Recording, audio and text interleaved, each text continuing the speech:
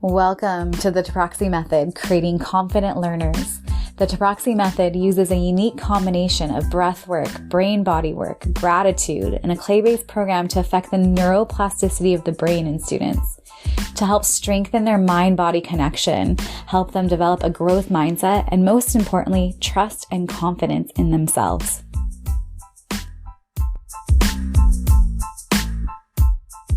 Make sure to hit the subscribe button so you don't miss any episodes. One way to support the Creating Confident Learners podcast is to leave a 5-star review and written review anywhere you listen to it. Thanks so much, and let's get started. But what is interesting is that he has an internal motivation to do something again and better every time.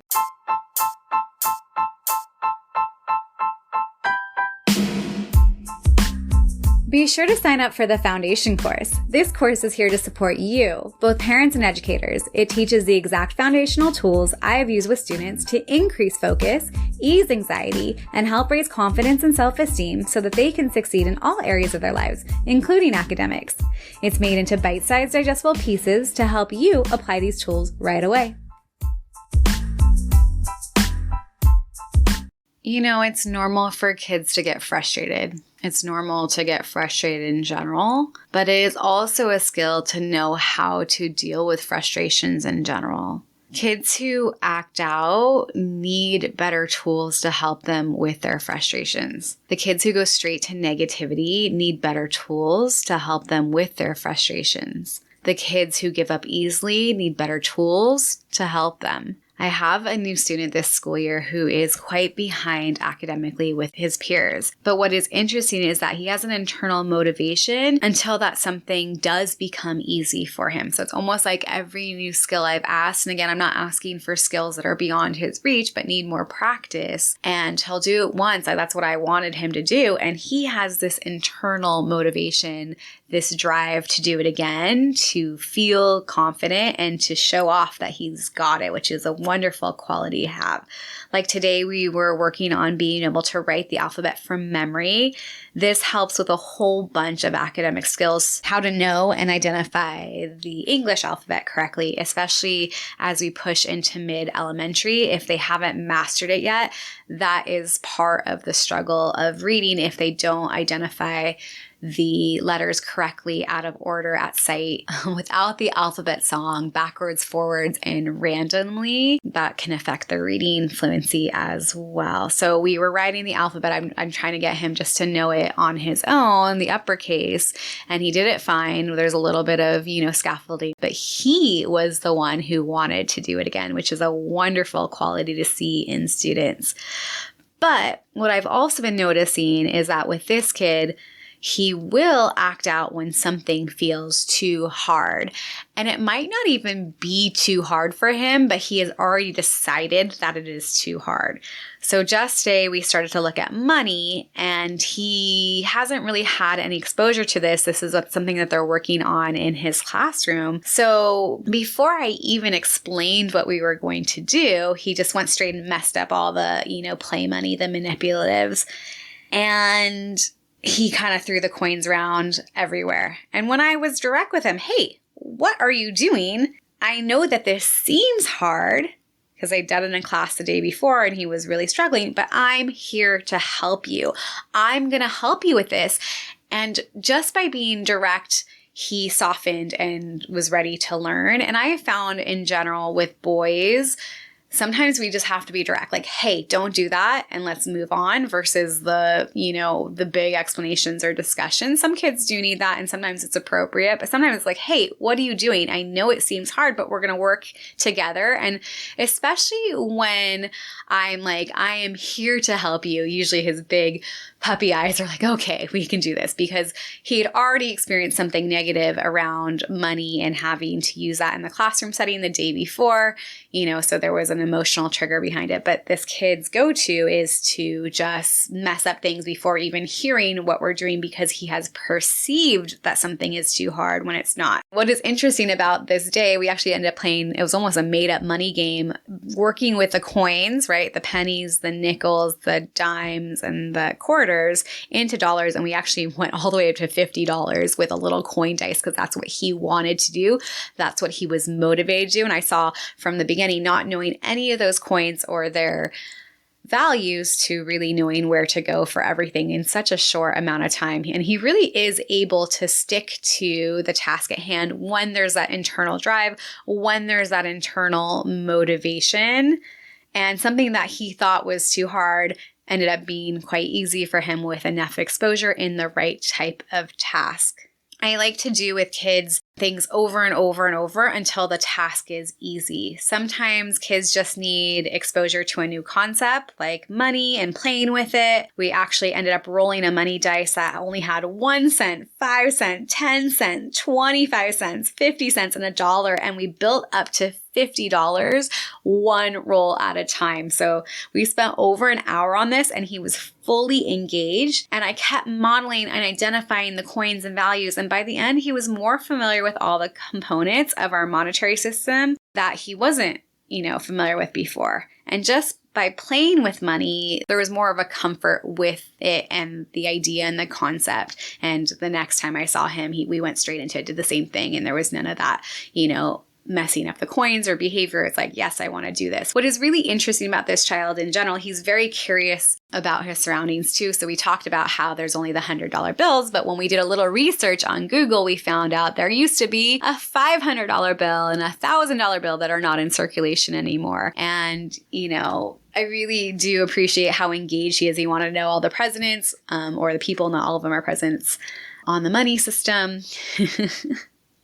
But it makes me think about those highly distracted boys, the ones that have been labeled, right? Highly distracted, can actually focus in on challenges. Like think about the boys, I'm generalizing in this case, but think about them with their video games. In this case, the money game that we played today, where we were super zoned in. A full hour went by, really building up this skill in a money game sort of way. And oftentimes these hyperactive or highly distracted students actually just need more exposure to the material and the concept that they don't understand. And they're actually internally motivated in a way that some kids are not. So it's a little give and take. It's almost like kids come with their own bag or levels. Like you think of Jumanji where they hit the, the level thing and all their skills are up there with different academic skills, different natural talents, but also different levels of hyperactivity, different levels of focus, different levels of,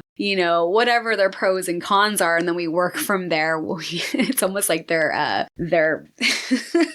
I don't know. I just was thinking about that with the video game. But it's just interesting to think of us having all of our kind of almost like a bar graph of like what is easy for each of us and what is hard, especially in those terms of hyperactivity, focus, distraction, levels of distraction, and all those kind of things, negativity, anxiety. Like we're kind of tailoring to each child's like levels of these things. And I know it's arduous when a child is still counting on their fingers or counting the spades on the cards, on both cards, not even counting up, or counting the dots on the dice when playing math games, or counting one-on-one objects and miscounting them. But we as adults cannot give them that knowledge. They need the practice themselves to make the connections to the one-on-one counting. You have those kids who go one, they're counting blocks or cards or coins or whatever they're counting. It's 1, 2, 3, 4, 5, 6, 7, 8, 9, 10, 11, 12, 13, 14, 16, 17, 18, 19, 20, and you're like 15. And you just have to expose them over and over a model, but they're the ones who physically need to use the manipulatives until they make the connections between the numbers, the math, the counting. I play war with kids a lot of times, and I'll start with adding war where they flip over 2 cards. And, you know, oftentimes they start with counting both cards, 1, 2, 3, 4, 5, 6, 7, 8, 9, 10. And then they eventually learn to count up from the higher card. Okay, 7, 8, 9, 10, that's 10. And then eventually the math becomes automatic. But we cannot go in their brain and do the work for them.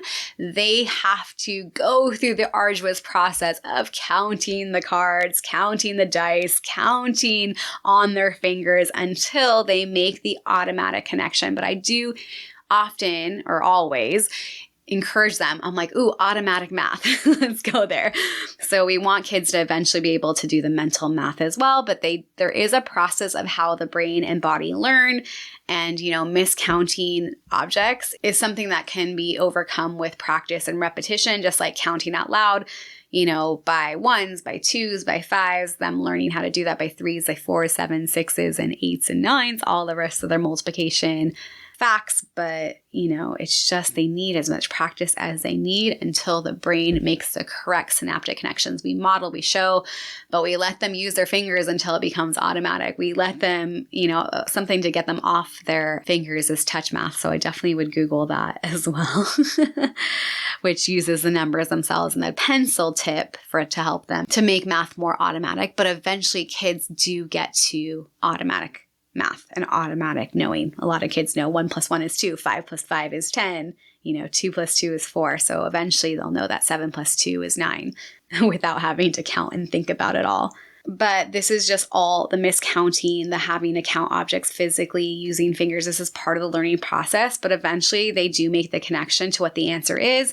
And that creates that automatic math that we're looking for, the internal number sense. And as much as we sometimes just want to tell them the answer, they need to make the mental connection and they need to actually know the answers for themselves. We are not there every moment in their life or in their classroom to do it for them.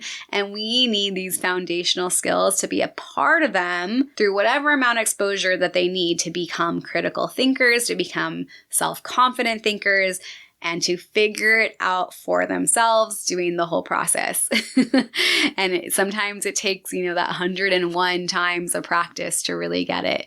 But in order to make the connection, they have to have enough repetition to make the knowledge permanent for them. We can use tools to help kids get off their fingers, like touch math. So touch math is a really great way. I'll explain a couple of the numbers. So if you write out 1, 2, 3, 4, and 5, each number has touch points to the amount that number represents. So 1 has a touch point on the top of the 1, 2 has it on 1 and 2. So if a kid doesn't know what 1 + 2 is, they could touch the point on the number 1, and then count up on the 2, 2, 3, and know the answer of 1 + 2 is 3. So touch math is a great bridge from counting on fingers, counting, you know, objects, to making that mental connection to the numbers themselves and their values and how to manipulate them with the 4 operations, the 4 major things that we do with numbers: adding, subtracting, multiplying, dividing. I have another student who gets frustrated very easily when something doesn't come easily. He has almost a photographic memory, and his number sense and mental math is insane, but like insane in a good way. He just knows most of them. He's like a human calculator is really the way I think of it sometimes. But when something doesn't make sense right away, he gets frustrated easily and just complains and gives up. So just recently, we have been starting that process of the brain-body connection, the neuromuscular connection of cursive. And cursive has a very specific direction of each letter. Some letters don't look like the print version. Then the first day we worked on cursive together, just learning a few of the alphabets, a few of the letters of the alphabet. He really got frustrated just because it was something so new. The brain, body, and again, fine motor skills is a little bit more of a challenge for this child. But it's interesting. The first day was really hard. The second day was, you know, still challenging. And by the third day, he was more open, seeing that he could figure out the hand movements of cursive and wasn't giving up so easily. So we're still working on that. But that frustration, that, you know, quick draw to complaining or giving up, like that's what we want to get rid of. That's why the gratitude, the breath work. And I was noticing for the kids I've had for a while, they go into the 3 grateful things and the breath work almost like a ritual. We're creating a space. We're oxygenating the brain. We're building up this reservoir of resistance to adversity through positivity, through calming the nervous system,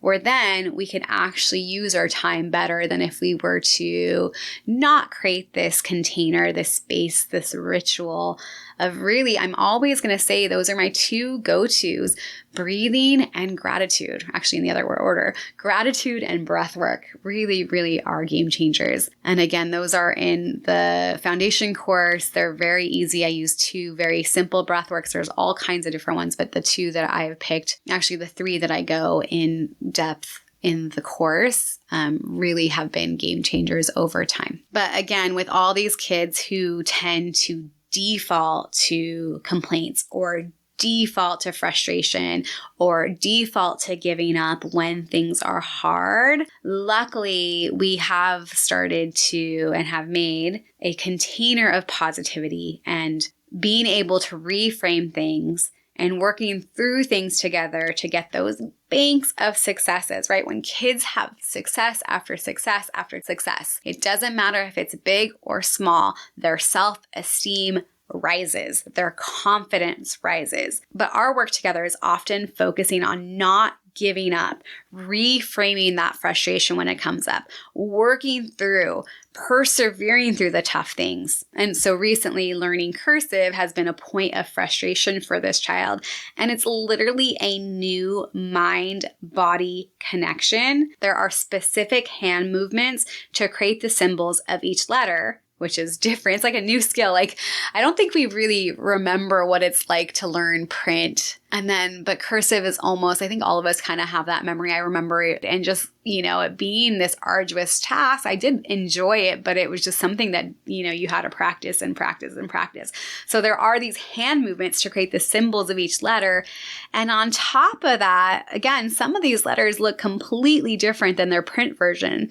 And so it's learning something both new, like new hand movements to create these new symbols, and learning the new meaning of new symbols or the meaning of new symbols, and then connecting them in their loopy-loop connection points, right? Especially the hard top connections.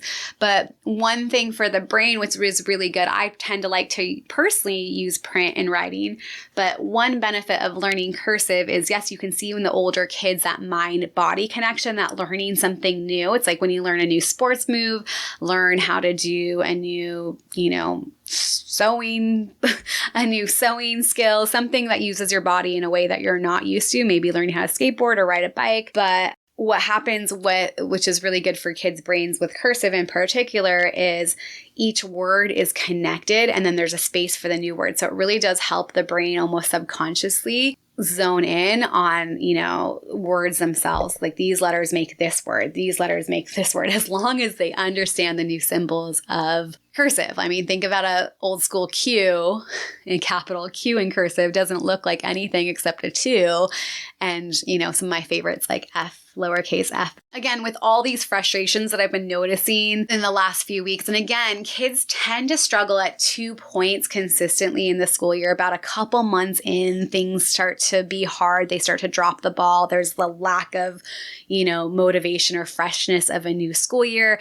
It's the pace of the class. They're noticing the gaps in their knowledge. And then again, kind of around mid-February in the second semester, kids tend to show that they're struggling. So maybe the first semester, the new information wasn't out of reach with their knowledge base and their tools and their skills. But then the second semester, these new things come through.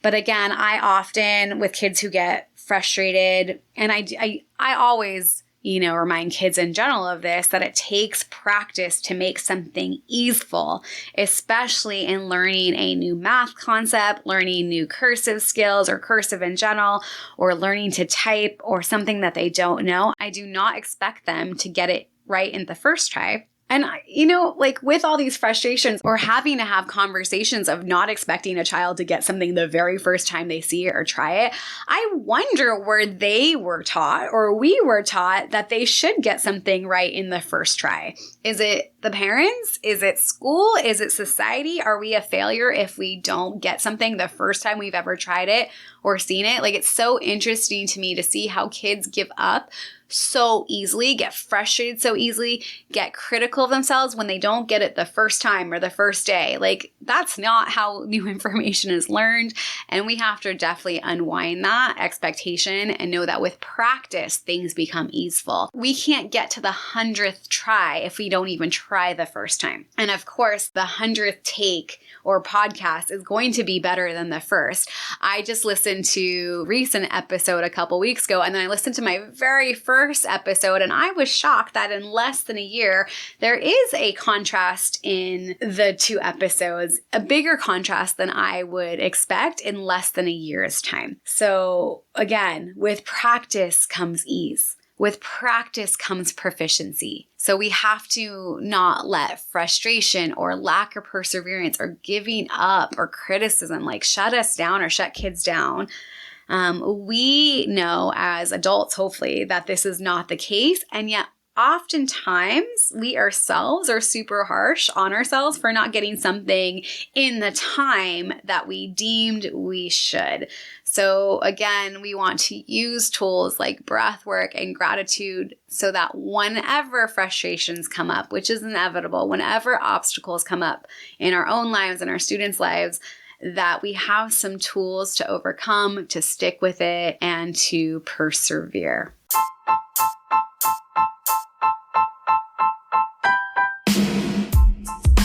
Be sure to sign up for the foundation course. This course is here to support you. It teaches the exact foundational tools I have used with students to ease anxiety and help raise confidence and self-esteem so that they can succeed in all areas of their lives, including academics. It's available as a one-time purchase or as an ongoing monthly subscription with extra group support and monthly live stream. Be sure to sign up for the newsletter to stay in contact. Keep up with the Creating Confident Learners community on Instagram and Facebook at Creating Confident Learners. Have a blessed day and aloha.